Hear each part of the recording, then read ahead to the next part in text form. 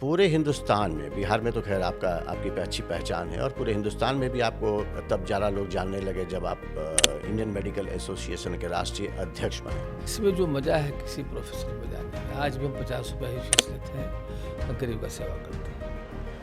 प्रधानमंत्री जी का जो एटीट्यूड है, जो तरीका है, उसमें हम लोग काफ़ी इम्प्रेस्ड हैं। जो डॉक्टर इस मुकाम पे चिकित्सा जगत में पहुंचने के बाद अचानक से आपने यू टर्न लिया और राजनीति में सक्रिय हो गया।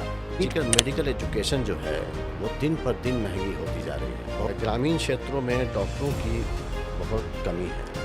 पर्याप्त डॉक्टर नहीं है गांव देहात में। इस वजह से आप देखेंगे कि वहाँ जो आरएमपी डॉक्टर्स हैं उनसे लोग ट्रीटमेंट करवा लेते हैं, या शहर भी चले आते हैं तो सही हाथों में वो नहीं पहुँच पाते हैं। जो आयुष्मान भारत है जिसमें 5 लाख तक का बीमा है, कोई भी व्यक्ति चाहेगा, कोई भी मरीज तो 5 लाख तक की कवरेज है तो वो इलाज करा सकता है। तो किसी पर्टिकुलर एक डिजीज़ में अगर 5 लाख रुपए का खर्च आ रहा है तो क्या वो पूरी राशि जो है रिलीज़ हो जाती है, या इसमें कुछ बैरिकेटिंग भी है? तो सरकार इस पर क्या सोच रही है? कुछ जानकारी आपके पास है?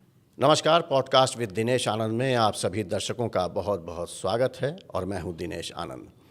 बिहार सरकार ने सरकारी डॉक्टरों की निजी प्रैक्टिस पर रोक लगाने का फैसला कर लिया है और इसको देखकर तैयारी भी शुरू कर दी गई है। इस वक्त स्टूडियो में हमारे साथ बातचीत के लिए मौजूद हैं Bihar council of medical registration यानी BCMR के रजिस्ट्रार, इंडियन मेडिकल एसोसिएशन के पूर्व राष्ट्रीय अध्यक्ष और NMC के पूर्व सदस्य डॉक्टर सहजानंद प्रसाद सिंह। डॉक्टर साहब, हमारे इस कार्यक्रम में आपका बहुत बहुत स्वागत है। बिहार सरकार के स्वास्थ्य विभाग का ये कहना है कि जो सरकारी डॉक्टर हैं बिहार में, इनकी निजी प्रैक्टिस पर रोक लगाई जानी चाहिए, और इसको लेकर के कल एक अहम सरकार की बैठक भी हुई है। आप इंडियन मेडिकल एसोसिएशन के पूर्व राष्ट्रीय अध्यक्ष रहे हैं, साथ ही नेशनल मेडिकल कमीशन के आप पूर्व सदस्य भी रहे हैं। आपकी क्या राय है इस मुद्दे पर?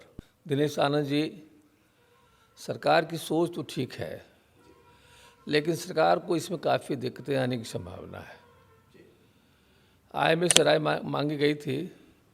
इसमें कमेटी बनाई गई है राष्ट्र, जिसमें 5-7 मेंबर हैं। एक IMA के मेंबर हैं, एक भाजपा के हैं और डायरेक्टर इन चीफ हैं। उन लोगों का भी कल मीटिंग था, मीटिंग में भी डिसीजन हुआ है। IMA का जो हम लोग की राय है कि प्राइवेट प्रैक्टिस एज रूल हटाने पर गवर्नमेंट को दिक्कत हो जाएगी, इसको ऑप्शनल किया जाए। जो प्राइवेट प्रैक्टिस करेंगे वो NPA नहीं लेंगे, जो नहीं करेंगे NPA लेंगे। इससे गवर्नमेंट को काफ़ी फाइनेंशियल बेनिफिट हो जाएगा और इनको हर तरह का डॉक्टर मिल जाएगा। जो बड़े बड़े डॉक्टर हैं वो भी नहीं छोड़ेंगे। पहले भी इस तरह की घटना हुई है। डॉक्टर UN शाही, डॉक्टर हमारे सनारिया, CP ठाकुर, सभी को रिजाइन करना पड़ा था। इसमें जो टॉप डॉक्टर्स थे उनकी कमी हो गई थी। तो अभी डॉक्टरों की कमी है बिहार में। जितने यूथ डॉक्टर हैं, जितने मेडिकल कॉलेज खोले जा रहे हैं प्राइवेट और गवर्नमेंट में, इसमें डॉक्टरों की कमी है। एक बैग इस तरह का काम हो जाए तो दिक्कत हो जाएगी। सबसे बेस्ट तरीका है कि इसको ऑप्शनल किया जाए। जो प्रैक्टिस करेंगे उनको NPA नहीं मिलेगी, जो नहीं करें उनको NPA दी जाएगी। इसमें इनको पूरा डॉक्टर मिलेगा, कोई दिक्कत नहीं होगी। तो ये जो प्रस्ताव IMA की तरफ से आप लोगों ने दिया है सरकार को, और बावजूद इसके कल एक पहली बैठक भी हुई है सरकार की, तो सरकार इस पर क्या सोच रही है? कुछ जानकारी आपके पास है? कल की बैठक में इस पर डिसीजन हुआ है, जिसमें सभी लोग इसी पर तैयार हैं। जो जितने डॉक्टर मीटिंग में थे, सब लोगों ने कहा कि ऑप्शनल होने से डॉक्टरों के हित में, गवर्नमेंट के हित में और जनता के हित में बहुत अच्छा है, बहुत ज़रूरी है। और जिस तरह से डॉक्टरों की कमी है, जिस तरह से मेडिकल कॉलेज खोले जा रहे हैं, उसमें अच्छे डॉक्टर, जो क्वालिफाइड डॉक्टर हैं, जो अच्छी डिग्री है, तो उनको भी रहना बहुत ज़रूरी है। सरकार इसमें यही कर सकती है कि प्राइवेट प्रैक्टिस ड्यूटी आवर नहीं करे, जो NPA लेते हैं वो प्रैक्टिस नहीं करे, तो इनको प्रॉब्लम सॉल्व हो जाता है। इसके लिए विजिलेंस सेल बनाने की बात है, बहुत तरह की बात हम लोग एडवाइस किया है। तो लगता है गवर्नमेंट को इसमें मानना चाहिए। डॉक्टर सिंह, आज का हमारा जो ये पॉडकास्ट है, जब आज हम दोनों बैठ के बात कर रहे हैं, तो हमारा जो इस पॉडकास्ट का पर्पस है, बेसिकली हम आज बात केवल हेल्थ पे करेंगे। चूँकि हमारे दर्शकों का ये निवेदन भी था कि डॉक्टर सहजानंद सिंह, चूँकि बड़े हस्ताक्षर हैं IMA के, और पूर्व राष्ट्रीय अध्यक्ष भी रहे हैं आईएमए के, उनको आप एक बार स्टूडियो में बुलाएं और स्वास्थ्य से संबंधित कई इस तरह की बातें हैं जो आज हम चर्चा इस पर करेंगे। लेकिन हम थोड़ा 1 मिनट के लिए अलग हटते हैं। एक नया सवाल जो मेरे दिमाग में इस समय आ रहा है वो ये है कि पूरे हिंदुस्तान में, बिहार में तो खैर आपकी अच्छी पहचान है, और पूरे हिंदुस्तान में भी आपको तब ज़्यादा लोग जानने लगे जब आप इंडियन मेडिकल एसोसिएशन के राष्ट्रीय अध्यक्ष बने। साथ साथ जो मेडिकल काउंसिल ऑफ इंडिया है, अब तो वो मेडिकल काउंसिल ऑफ इंडिया अब रहा नहीं, अब तो एनएमसी हो गया, नेशनल मेडिकल कमीशन, उसके भी आप सदस्य रहे। तो इस मुकाम पे चिकित्सा जगत में पहुंचने के बाद अचानक से आपने यू टर्न लिया और राजनीति में सक्रिय हो गए आप।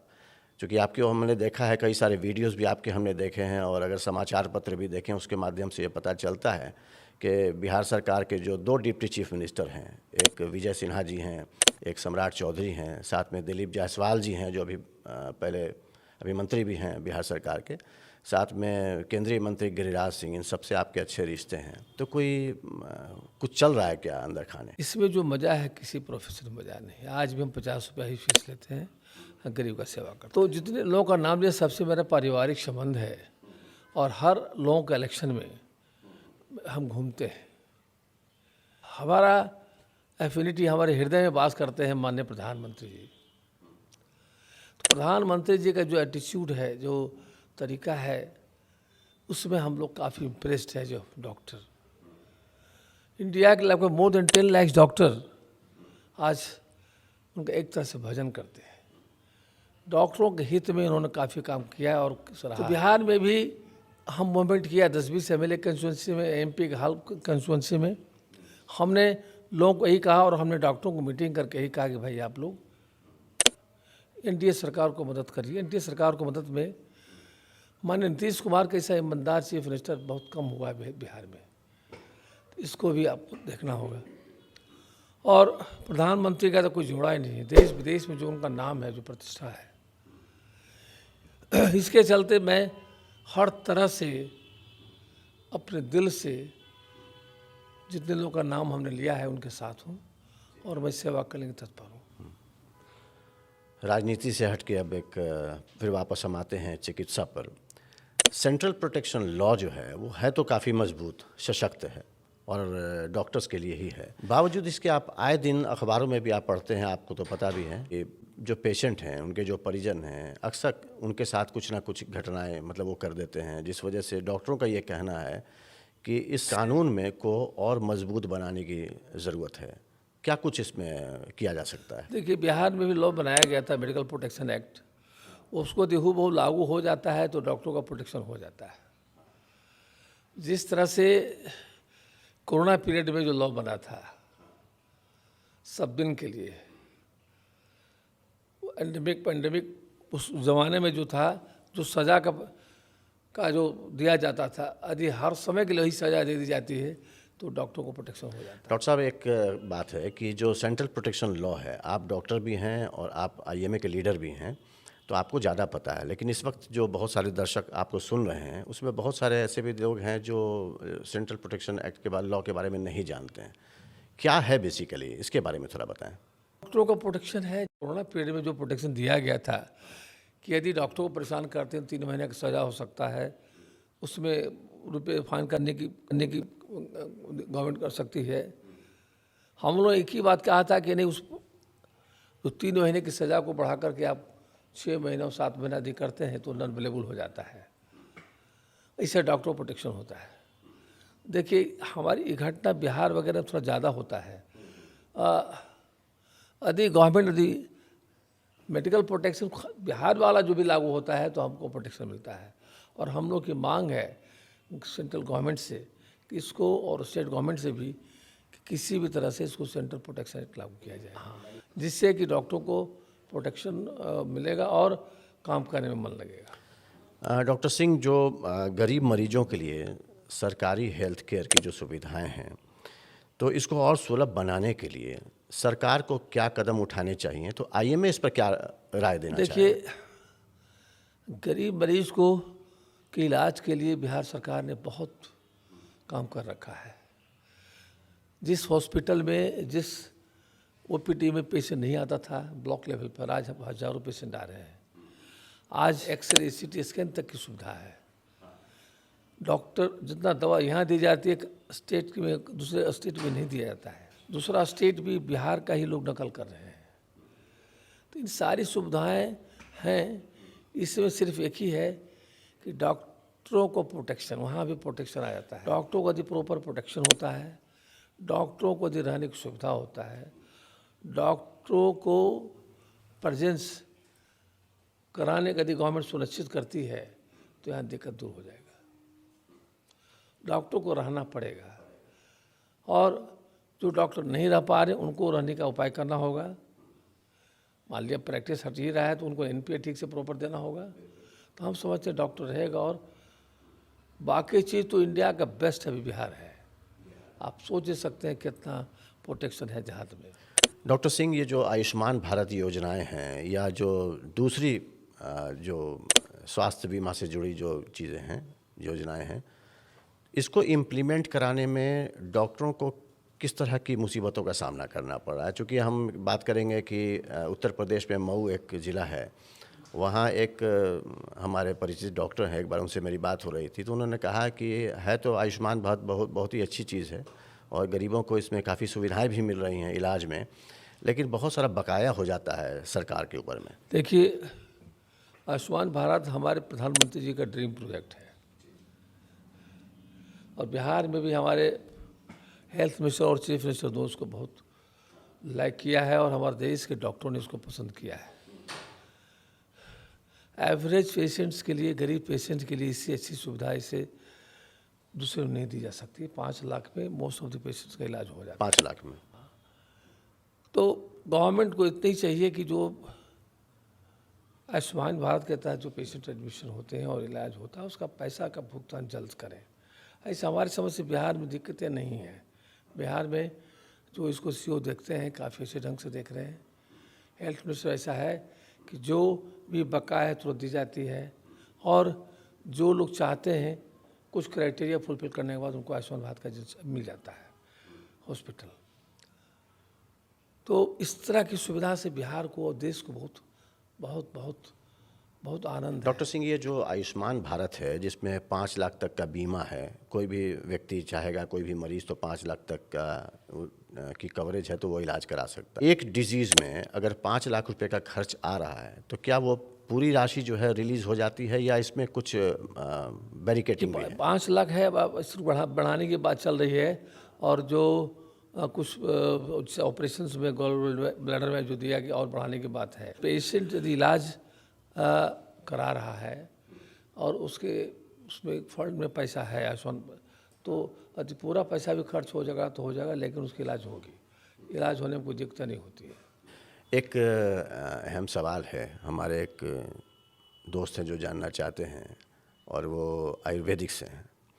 तो ये जो एलोपैथी और आयुष के बीच एक टकराहट हमेशा से रही है, और ख़ास करके सर्जरी के मुद्दे पर आप एक जाने माने सर्जन भी हैं, इस बात का सही जवाब आप ही दे सकते हैं कि एलोपैथ के जो डॉक्टर हैं वो ऐसा क्यों मानते हैं कि आयुर्वेद में उस लेवल की सर्जरी पॉसिबल नहीं है जो आप करते हैं? आपने सही कहा कि देखिए, हम तो आयुर्वेद कॉलेज में एक बार गए हैं।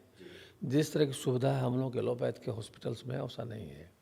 जिस तरह की पढ़ाई, जिस तरह की सिखाया जाता है हम लोग के वैसा हम लोगों को नहीं है। अब किसी पेशेंट को परफोरेशन हो गया तो वो लोग इमरजेंसी सर्जरी करने में दिक्कत होती है, इसलिए उनको सर्जरी तो अवॉइड ही करना चाहिए। उनका जो दवा है, बहुत सा मेडिसिन सक्सेसफुल है, लेकिन सर्जरी उनका एकदम सक्सेसफुल नहीं है, इसलिए उनको अवॉइड करना चाहिए। इस वक्त आप सुन रहे हैं डॉक्टर सहजानंद प्रसाद सिंह को। उम्मीद करता हूं आपने हमारे चैनल को फॉलो कर लिया होगा। अगर आप इसे यूट्यूब पर देख रहे हैं तो फ़ौरन सब्सक्राइब कर लें, और अगर फेसबुक पर देख रहे हैं तो इसे फॉलो कर लें। डॉक्टर साहब, मेडिकल एजुकेशन जो है वो दिन पर दिन महंगी होती जा रही है। बहुत सारे ऐसे लोग हैं जो अपने बच्चों को मेडिकल की तैयारी कराना चाहते हैं, डॉक्टर बनाना चाहते हैं, लेकिन फ़ीस जो है उसमें बेतहाशा वृद्धि देखने को मिल रही है। तो इसमें जो मेडिकल ग्रेजुएट्स हैं इनकी गुणवत्ता को बढ़ाने के लिए क्या उपाय आईएमए की तरफ से आप क्या सजेस्ट कर सकते हैं सरकार को, और ये जो फीस में लगातार वृद्धि हो रही है इसको कैसे देखते हैं आप? गवर्नमेंट में फीस की वृद्धि नहीं हुई है। गवर्नमेंट में फीस की वृद्धि बहुत कम है। प्राइवेट वालों को अपना है कि फीस बढ़ा रहे हैं, उसमें भी सब प्राइवेट वाले फीस नहीं बढ़ा रहे हैं। उनका प्राइवेट वाले को जो मंथली सालाना जो फीस लेते हैं वही लेते हैं। अब डोनेशंस भी लगभग ख़त्म हो चुका है। गवर्नमेंट में इतना सीट बढ़ाया जा चुका है कि जितने मेडिकल प्रोफेशन में आना चाहते हैं लगभग सबका प्रॉब्लम सॉल्व हो जाता है। माननीय प्रधानमंत्री जी का और भी जो भी उसमें है BLS और भी जो कोर्सेज है डॉक्टरों, गरीब डॉक्टर के लिए है, गरीब लोगों के लिए है, वो भी सक्सेसफुली चला जा रहा है। हमारी समझ से साल भर में जो मेडिकल में फ़ीस लगता है 10,000 15,000 लगता है, वो तो कोई भी आदमी दे सकता है। तो फीस का कोई प्रॉब्लम नहीं है। एक समय आएगा कि प्राइवेट में एडमिशन थोड़ा दिक्कतें हो जाएगी, जो साउथ में हो रहा है। फीस यदि बढ़ाएंगे तो उनको भी फीस कम करके एडमिशन लेना होगा। और अभी देश में डॉक्टरों की ज़रूरत है तो फीस उनको कंसेशन करके करना होगा। और गवर्नमेंट में कहीं कोई दिक्कत नहीं। गवर्नमेंट जो भी इतना चीज़ बढ़ाया गया है कि मोस्ट ऑफ दी लोग जो पढ़ना चाहते हैं उनका एडमिशन हो जाएगा। अच्छा, ये जो जेनरिक दवाएं हैं इसको बढ़ावा देने के पक्ष में आईएमए तो रहता है। जेनरिक दवा बहुत अच्छा है, लेकिन जेनरिक दवा इमरजेंसी अवेलेबल होता नहीं है। आप पैरास्टामोल लिखिएगा दे देगा, बाहर में जाइएगा तो अपने मन से दुकानदार कैल्पोल और क्रोसिन दे देगा। आप यहाँ एम्पिसिलिन लीजिएगा जेनरिक दवा, वहाँ अपने मन से जोन और मोनोसोप दे देगा। तो कंट्रोल आपकी दुकान पर तो है नहीं। सही है। आप कम कीमत में जेनरिक दवा दे रहे हैं लेकिन आपके सब अवेलेबल है नहीं। लेकिन इसको बढ़ावा देने के लिए कैसे आप क्या करेंगे? बढ़ावा देने के लिए आपको हर दुकान में जेनरिक दवा अवेलेबल कराना पड़ेगा। इसमें ड्रग इंस्पेक्टर को देखना होगा, गवर्नमेंट को। अच्छा डॉक्टर सिंह, ग्रामीण क्षेत्रों में डॉक्टरों की बहुत कमी है, उतने पर्याप्त डॉक्टर नहीं हैं गांव देहात में, जिस वजह से आप देखेंगे कि वहाँ जो आरएमपी डॉक्टर्स हैं उनसे लोग ट्रीटमेंट करवा लेते हैं, या शहर भी चले आते हैं तो सही हाथों में वो नहीं पहुँच पाते हैं। इस पर आपकी क्या राय है, इसको कैसे सुधारा जा सकता है? देखिए, पहली वाली बात अब नहीं है। अब ब्लॉक लेवल पे डॉक्टर अवेलेबल है। डिस्ट्रिक्ट टाउन में तो ऐसे डॉक्टर अवेलेबल हैं जो पटना में हैं, लेकिन डिस्ट्रिक्ट टाउन में सभी ऑपरेशन किए जाते हैं। पूर्णिया चले जाइए, बेगूसराय चले जाइए, बहुत अच्छे डॉक्टर हैं। छोटा छोटा अस्थामा है, बिंद है, वहाँ हर डॉक्टर अवेलेबल है। पहले तो दिक्कतें थी, लेकिन इंटीरियर्स में तो ये सुविधाएं नहीं हैं। इंटीरियर तक डॉक्टर MBBS मिलने लगा है। अच्छा, तो क्वैक्स पर लगाम लगाने का काम तो हमारे सिविल सर्जन साहब को है। सिविल सर्जन साहब यदि चाहेंगे एक्शन ले सकते हैं और उनको क्वैक्स को ट्रीटमेंट के यहाँ जो लोग जाता है उनको नहीं जाएगा। तो सिविल सर्जन को ही चाहिए कि क्वैक्स पर लगाना का है। समटाइम्स पेशेंट के लिए प्रॉब्लम हो जाता है, इलाज ठीक से नहीं हो पाता है, नहीं होता। सिविल सर्जन को DM को उस पर देखना होगा कि इस जगह पर कौन कौन सा लोग प्रैक्टिस कर रहा है जो क्वैक्स, उसको देखने की जरूरत है। इस वक्त आप सुन रहे हैं आईएमए के पूर्व राष्ट्रीय अध्यक्ष डॉक्टर सहजानंद प्रसाद सिंह को। उम्मीद करता हूं आपने हमारे चैनल को अब तक सब्सक्राइब कर लिया होगा। अगर नहीं किया तो फ़ौरन कर लें, और अगर आप इसे फेसबुक पर देख रहे हैं तो फ़ौरन इसे फॉलो कर लें। डॉक्टर साहब, मौजूदा जो मौसमी बीमारियां हैं, जो मौसम के साथ करवट लेती हैं जो बीमारियां, वो और जो नए स्वास्थ्य खतरे हैं दिनों दिन सामने आ रहे हैं, उससे निपटने के लिए आईएमए केंद्र सरकार या राज्य सरकार को क्या सुझाव देना चाहेगा? देखिए, आपके सबसे ज़रूरी प्रिकॉशन यदि लेते हैं तो आपको कोई प्रॉब्लम नहीं है। अभी तो इन्फ्लुएंजा वायरस जो होता है, समटाइम्स लगता है कि अब कोरोना तो नहीं आ रहा है, तो थोड़ा प्रिकॉशन, कहीं भी भीड़ भाड़ से थोड़ा बचना होगा। अगर जा रहे हैं तो मास्क लेके जाना होगा। थोड़ा खान पान ठीक करना होगा। ठंडा पानी का सेवन कम करना होगा। जंक फूड जो खाता है लोग बच्चा, वो कम करना होगा। तो आइसक्रीम वगैरह कम लेना होगा, तो हम समझते हैं कि कोई दिक्कतें नहीं होगी। प्रिकॉशन बहुत ज़रूरी है।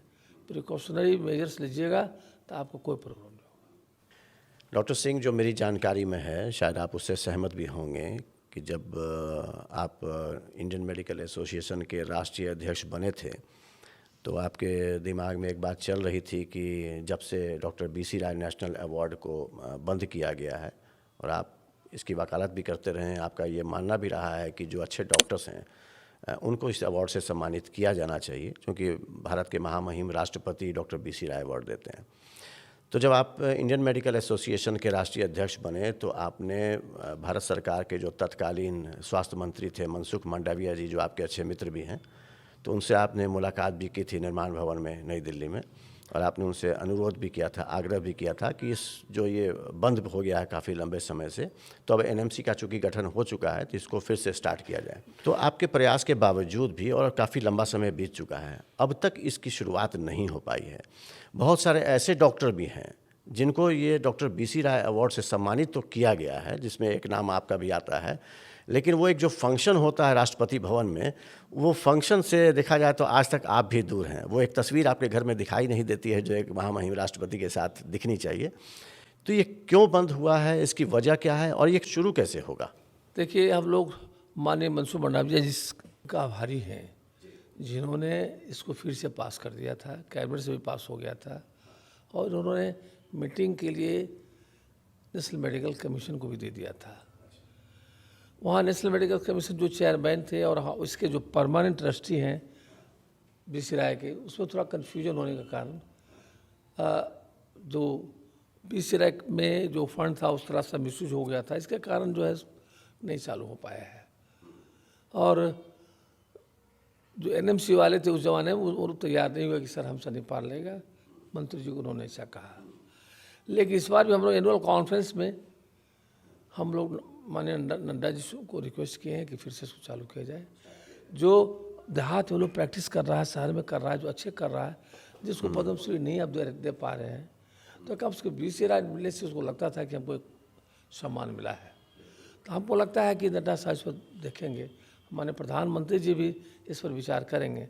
जो होनहार डॉक्टर है और आगे बन रहा है तो उसको बीसी राय अवार्ड दिया जाए, इस पर हम लोग लगे हुए हैं सर, और ऊपर वाला चाहेगा तो हो जाएगा। नज़र में बिहार से दो ऐसे डॉक्टर हैं जिनको डॉक्टर बीसी राय नेशनल अवार्ड से सम्मानित किया गया।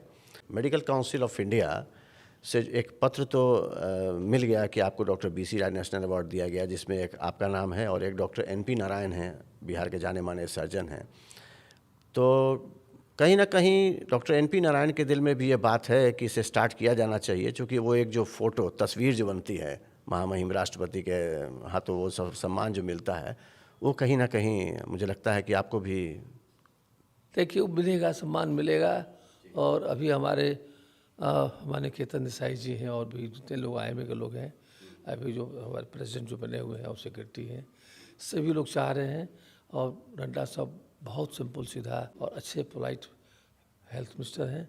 हमको लगता है इसको जल्द से जल्द लागू होगा, और पुराना जो भी अवार्ड फंक्शन रुका हुआ है उसको करते हुए नया फिर से चालू हो जाएगा।